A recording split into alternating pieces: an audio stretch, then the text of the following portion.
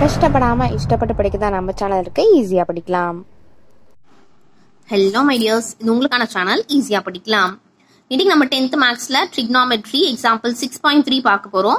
So எல்லா சம்ஸுமே ட்ரிக்னாமெட்ரில இருந்து நான் 1 by 1 லைனா அப்லோட் பண்ணிக்கிட்டே வரேன். பார்க்காதவங்க எல்லாருமே அதை செக் பண்ணிக்கோங்க.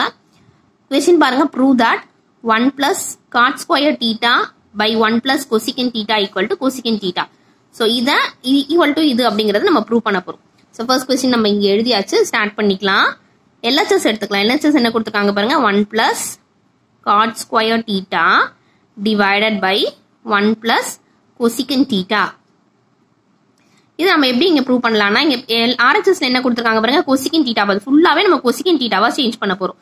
எப்படி சேஞ்ச் பண்ணலாம்னா, cot square theta-க்கு ஒரு ஃபார்முலா இருக்கு. cot square theta-ஓட ஃபார்முலா என்னன்னா cosecant square theta minus 1 தான் cot square theta-ஓட ஃபார்முலா. cot square theta-ஓட ஃபார்முலா என்ன? cosecant square theta minus 1. So formula உங்களுக்கு ரொம்ப கஷ்டமா இருக்கு ட்ரிக்னாமெட்ரில அப்படின்னு நினைச்சீங்கன்னா, இப்போ இந்த இடத்துல நான் உங்களுக்கு ஒரு கார்டு செட் பண்றேன், அதை செக் பண்ணிக்கோங்க. எல்லா ஃபார்முலாவும் ஈஸியா நான் உங்களுக்கு ஷார்ட்கட்ல அப்லோட் பண்ணிருக்கேன். பார்க்காதவங்க அதை பார்த்துட்டு வந்து அந்த சம்ம கண்டினியூ பண்ணுங்க. இங்க 1 plus cot square theta-க்கு பதிலாக நம்ம என்ன போட போறோம்? cosecant square theta minus 1 போட போறோம். cosecant square theta minus 1. புரியுதுங்களா? இதுக்கு பதிலாக அதை போட்டாச்சு. Divided by 1 plus cosecant theta is equal to 1 plus இருக்கு, 1 plus அப்படியே போட்டுக்கலாம்.